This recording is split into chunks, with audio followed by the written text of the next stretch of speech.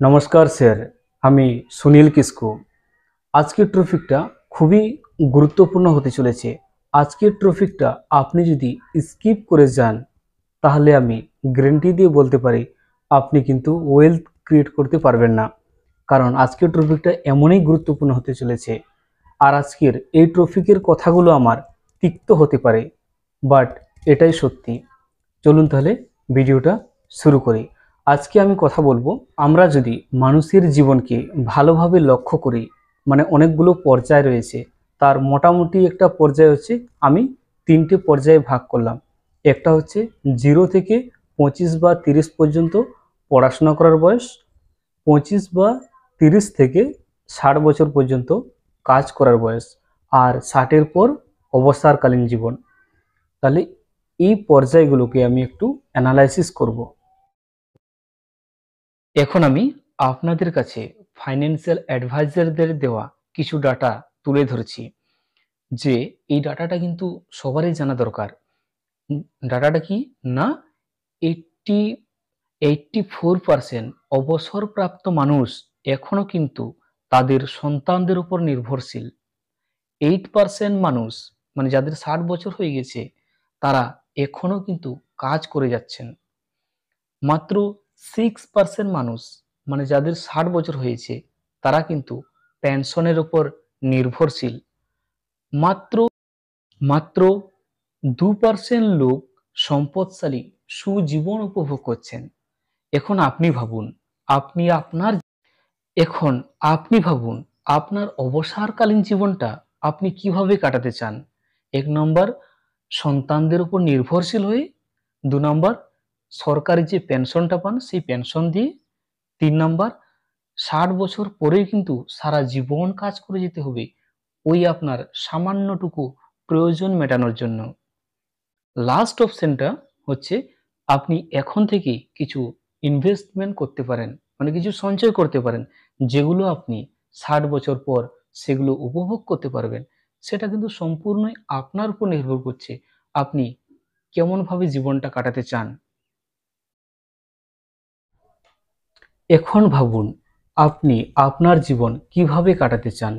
Number 1, সন্তানদের উপর নির্ভরশীল হয়ে, পেনশনের উপর নির্ভরশীল হয়ে, নাকি 60 বছর পরেও সারা জীবন কাজ করবেন, নাকি এখন একটা পরিকল্পনা করে সম্পদ তৈরি করুন যাতে 60 বছর পর আপনার এই টাকা পয়সা নিয়ে ভাবতে না হয়।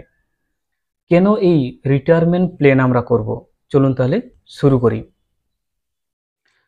এখন আপনি বলবেন যে এখন থেকেই আমি কেন 60 বছরের চিন্তা ভাবনা করব। তার অনেকগুলো কারণ রয়েছে, এই কারণগুলো আমি এক এক করে বলছি আপনাদের। নাম্বার 1 হচ্ছে জীবনযাত্রার মানের পরিবর্তন। অর্থাৎ মানে কি, মানে আজকে আমরা যেভাবে জীবনযাপন করছি, ভবিষ্যতে কিন্তু এর মান অনেকটাই বেড়ে যাবে, তখন খরচাও অনেকটাই বেড়ে যাবে। ধরুন আগে সবারই মাটির বাড়ি ছিল, এখন সবার কিন্তু পাকা বাড়ি হচ্ছে। আগে আগে মোটামুটি সবার বাড়িতে একটা করে সাইকেল ছিল, কিন্তু এখন সাইকেলের জায়গায় 4 চাকা, 2 চাকা মোটরসাইকেল হয়েছে, 4 চাকাও হয়েছে। এই যে মানে জীবনযাত্রার লাইফস্টাইলটা চেঞ্জ হচ্ছে। আর ধরুন আগে 100 টাকাতে মোবাইল ফোন রিচার্জ হতো, এখন সেটা হচ্ছে 300 টাকা লাগছে। আগামী বছরে এটা হচ্ছে 500 হাজার হয়ে যেতে পারে। এই ধরুন এই যে জীবনযাত্রার মানের পরিবর্তন হচ্ছে, এই জন্যই কিন্তু আপনাকে এখন থেকে প্রস্তুত থাকতে হবে। 2 নম্বর, জিনিসপত্রের দাম বৃদ্ধি। এটা স্বাভাবিক ব্যাপার। আজকে আপনি যে জিনিসটা 100 টাকায় পাচ্ছেন, সেই জিনিসটা 10 বছর যেতে হবে না, 5 বছর পরে সেই জিনিসটার দাম হয়ে যাবে 200 টাকা। এই ধরুন না, আজকে আপনার পরিবারের মাসিক খরচ ধরুন 10,000 টাকা। 10,000 টাকা হলে মোটামুটি 1 মাস চলে যাবে। কিন্তু প্রত্যেক বছর যদি 6-7% করে ইনফ্লেশন বাড়তে থাকে, তাহলে কিন্তু 10-12 বছর পর 10,000 টাকায় আপনার মাসিক খরচ চলবে না। 2 নম্বর, জিনিসপত্রের দাম বৃদ্ধি।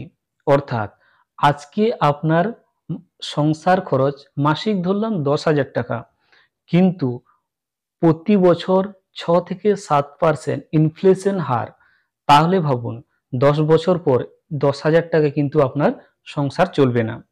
3 নাম্বার, চিকিৎসা খরচ বৃদ্ধি, অর্থাৎ আমাদের যখন 60 বছর হয়ে যাবে, 60 বছরের পর থেকে কিন্তু আমাদের শরীরে বিভিন্ন রকম রোগ বাসা বাঁধতে থাকে।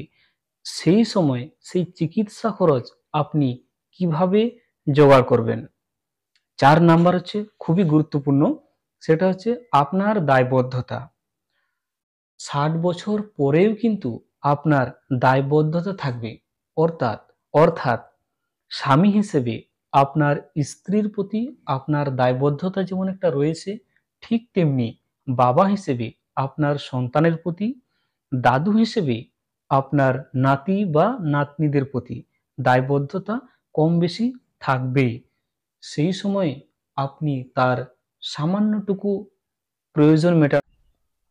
এই ভিডিওটা শেষ করার আগে আমি আপনাদেরকে রিটায়ারমেন্ট প্ল্যানের বেনিফিটগুলো বলে দিই, যে এই রিটায়ারমেন্ট প্ল্যান, এই পরিকল্পনাটা করলে আপনি কি বেনিফিট পাবেন। 60 বছর পর আমি গ্যারান্টি দিয়ে বলতে পারি, 60 বছর পর এর বেনিফিটটা প্রত্যেকটা মুহূর্তে মুহূর্তে আপনি পাবেন। প্রত্যেকটা মুহূর্ত এর বেনিফিট আপনি কিন্তু উপভোগ করতে পারবেন।